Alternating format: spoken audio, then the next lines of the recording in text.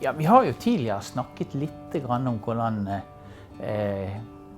rett og slett fattige og gamle og syke hadde det i gamle dager.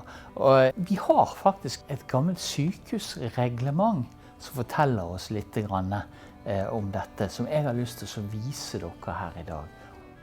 Dette er jo et av de mest, hva skal vi si, skrekkinnjagende reglementene om hvordan ting virkelig kunne være før. Dette er da et sykehusreglement.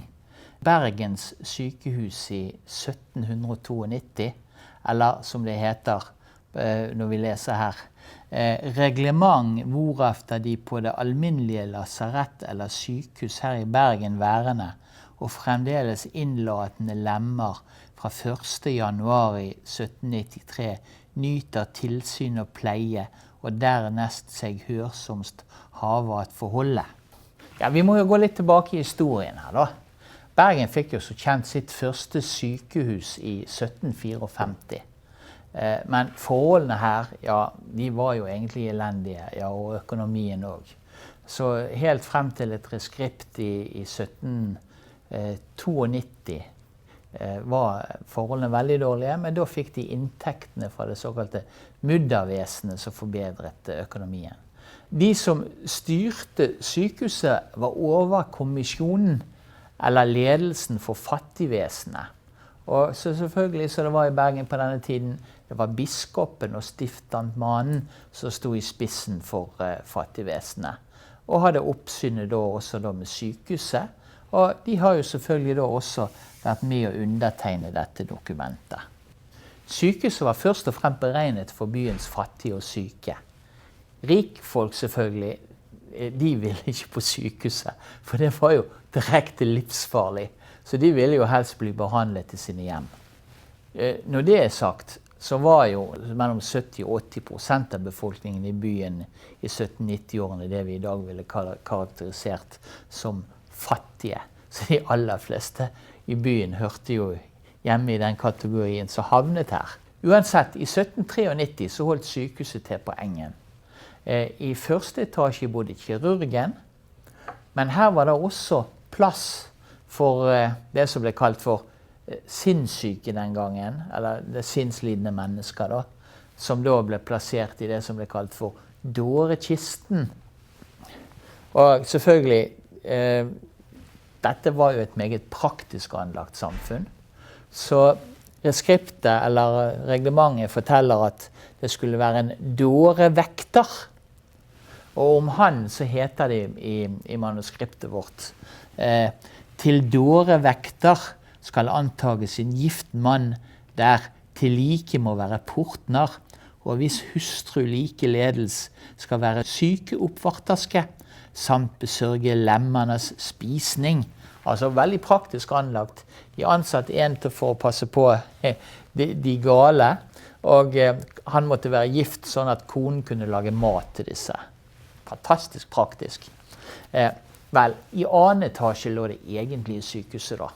Her var det 8 rom, og det var 7 senger på hvert rom.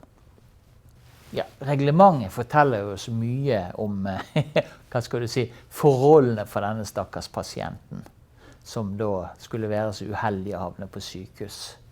Ja, på sykehuset så fikk han bruke sine egne klær. Ja, for å si det sånn, om de kunne brukes da.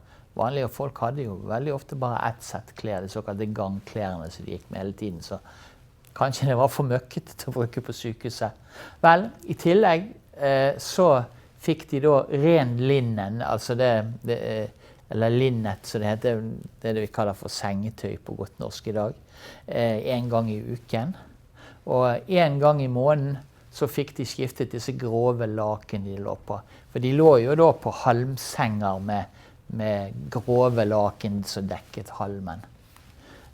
Rommene, jeg synes det er ganske artige detaljer, ble feiet og røykt ut med einer hver dag.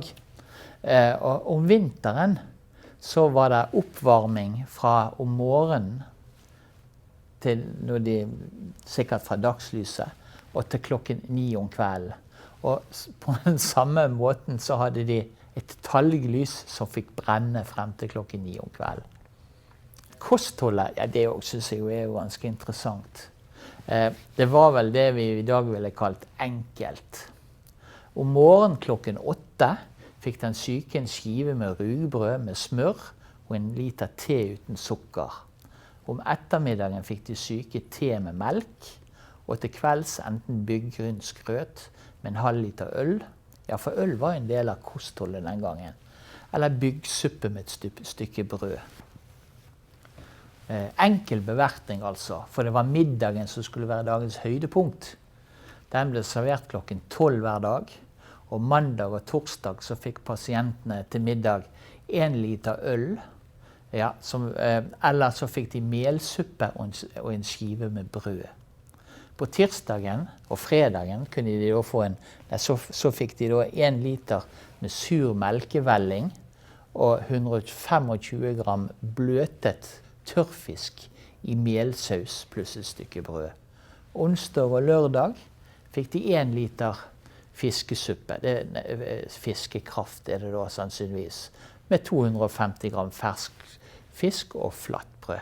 Så det var mager kost, for å si det sånn. Det er ikke noe for gretterode kunder dette her.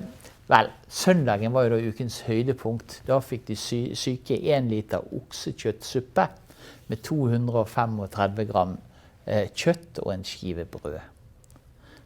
Vel, det var da ukens festlige høydepunkt. Når vi snakker om festligheter, når det var festligheter i byen, fikk sykehusets, hva skal du si, elendige, noen ganger gaver fra byens borgere. Det var vanlig, det høres så sent opp så til 1847, at når det var festligheter i byen, så donerte man penger til de fattige. Og da var det litt mer på bordet hos de som var sykehus eller fattiglemmer. Men disse som da hadde gitt gaver til sykehuset, de fikk da vist for hele verden hvor snille og barmhjertige de var. Forstanderen på sykehuset takket nemlig da offisielt giverne med navn i adresseavisen, eller det som litt mer omstendelig heter Bergens adressekontors etterretninger. Og fortalte da at gavene var gått til lindring og vederkvegelse for de der lidende mennesker. Ja, sykehuset hadde heller et ganske hardt regime, hvor alle former for avvik ble slått hardt ned på.